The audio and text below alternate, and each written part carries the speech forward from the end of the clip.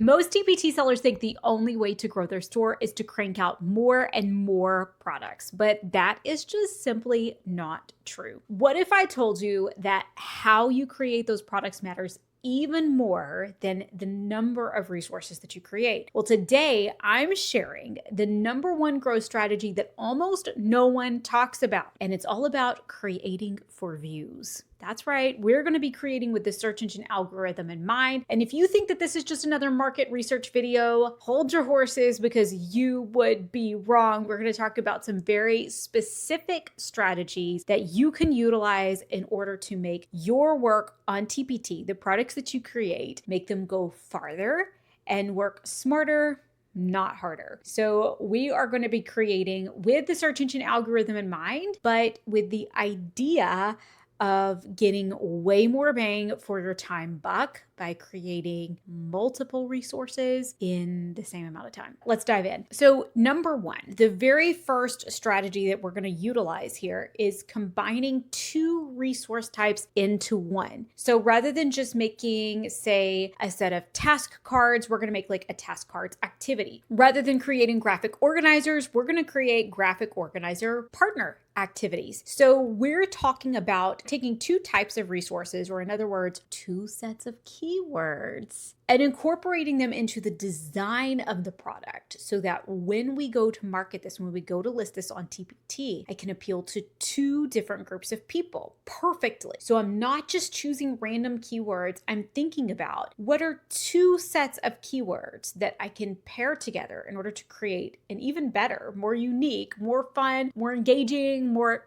exciting activity, and create it in such a way that I'm appealing to two different groups of people so that I'm increasing my reach on TpT and I'm increasing the number of people who are going to be interested in my product. So we're going to merge like a game and a set of task cards into a single product so we can target two different sets of keywords, game and task cards. This is super simple. We're creating one product targeting two different sets of keywords. So yes, there is some market research involved in this, and that I want to look ahead of time and see, can I be found through TpT search for, say, this topic in task cards or this topic in game? And if so, then I'm going to create that resource and I'm going to merge those two together. So now I'm showing up for two sets of search results for one listing. So one listing, two sets of search results.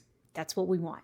Doubling my odds of being found, doubling the amount of people who would be interested in my product, and creating one single product. So taking the amount of time that I would spend to create one resource and just making it work a little bit harder for me. The second idea is to create complementary products to build keyword traction. We're creating products that teachers would normally purchase and or search for together. So really great example of this is guided notes and practice. Notes and practice. Now, with the guided notes and practice, the practice might be worksheets. So I could probably target something like task cards or worksheets, and I could create two resources with the end result being the one single bundle listing. So kind of creating a little mini bundle with the whole idea being like, okay, instead of creating guided notes and practice, I'm going to create three product listings. So instead of having it all listed into one, I'm going to create something that can stand alone as a practice and something that can stand alone as guided notes. But then when I pair them together, there still is a place in the market for this. Now, I would say that overall, this is kind of the hardest one to implement because there aren't a lot of things that teachers naturally search for together. Notes and practice is definitely one of them. And so that could be a really great way to break into this market. You could also do this with like a lesson and activity, teacher slides, and student practice. So take a look at your niche. What are things that buyers typically search for together? What are they purchasing and searching for together on a regular basis? Create two resources that would meet that need. The reason why this can be so helpful is because I oftentimes have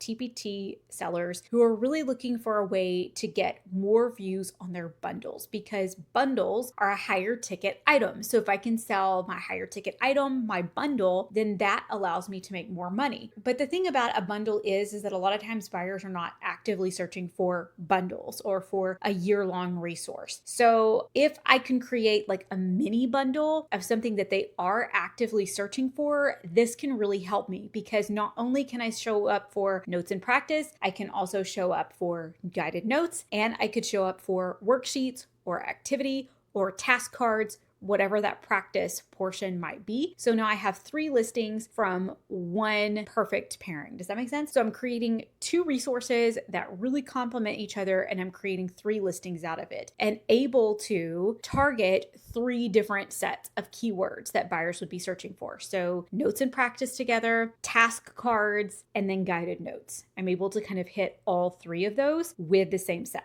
So creating complementary products, knowing ahead of time that there is a market for the little mini bundle, and there are keywords that I could target with the mini bundle, and then there are keywords that I could target with the individual items as well. And so again, I'm able to get more traction, more views, and hit more potential buyers with creating the same number of resources. And finally, this one's my favorite. I will say this till I'm blue in the face. If you're a regular subscriber here, then you've heard me say this before, but I feel like it's one of those that just really bears repeating because so many people do not do this. When you are creating a resource, create a resource for the level above it and a resource for the level below it. Now, this might be a little harder when we get into like social studies or science, like some of the things may not transfer. But for sure, when we're talking about elementary, when we're talking about ELAR, when we're talking about special ed resources, when we're talking about math in particular, any of those niches apply to you. Look for a way to create different versions of the resource. So creating a 3rd grade version, a 4th grade version, a 5th grade version. ELAR really comes to mind for this, or like art. Anytime you have a resource, if you frequently find yourself creating resources that could apply to multiple grade levels, rather than just saying this could work for 4th, 5th, and 6th, create a version for 4th,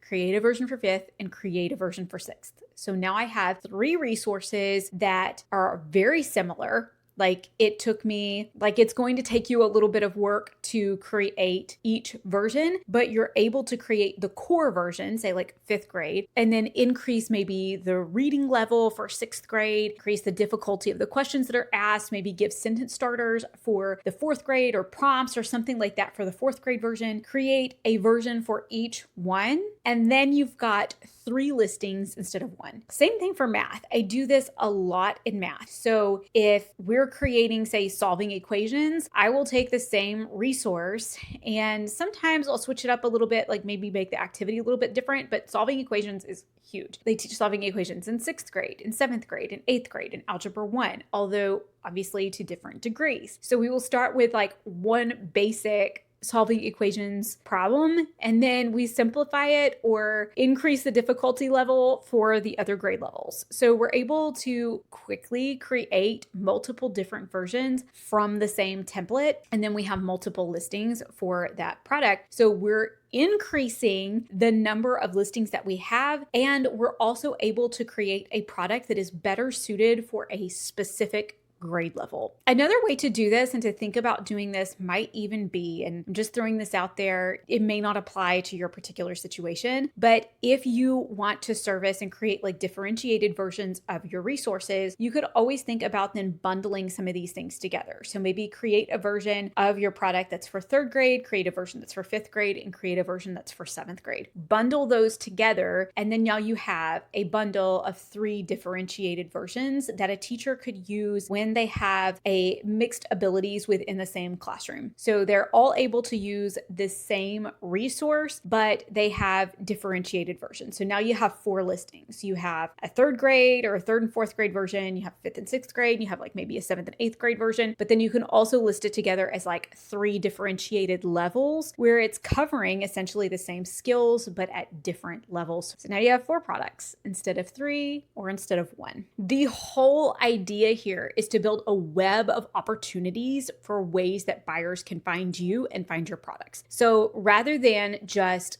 casting one line into the water, we're kind of casting a wide net with the same amount of effort or just a little bit more effort. This is also going to give you a good idea. I think I hear a lot of times sellers start off on TpT. They ask like, should I create resources for pre-K or for kindergarten or for 1st grade? Like I have experience teaching all of these, or maybe I'm a homeschool mom and I have children at all different levels. This is a really great way to kind of cast a net in the very beginning by creating different versions of different resources and minimizing the amount of work and time that you're having to put in while maximizing the return on your investment. This is going to give you a lot of data. So like if I start creating a pre-K version and a kindergarten version for each one, and I'm noticing that pre-K is just doing significantly better, then I can then say, you know what, is it going to be worth my time to continue to invest in creating the kindergarten version? Or should I just focus on creating the preschool version, and then later on when I have a little bit more of an audience to market to, then I can create the kindergarten version. This is going to give me a lot of data in the very beginning, and it's a great way to build my store and to stock my store shelves and get those products out there. And let me tell you, if you enjoyed this video, if you found these tips to be helpful, you want to make sure that you catch next week's episode, because we are going to be talking about 3 seasonal product strategies to help maximize your earnings on TpT. So these are specific strategies that you can use to create seasonal resources to help maximize visibility on TpT and maximize your earnings, especially if you're a newer seller or if you're a seller who's been stuck below $500 a month and you really want to get to that next level. Seasonal resources can be a really great way to do that. So you want to make sure you're subscribed to this channel. Another really great way to make sure that I'm popping up in your feed, because I create videos every single week to help TpT sellers grow their business, is to interact and engage with this video. So leave a like, drop a comment down below so the algorithm will continue to put more helpful content in your feed. And I'm going to see you right back here in the next video.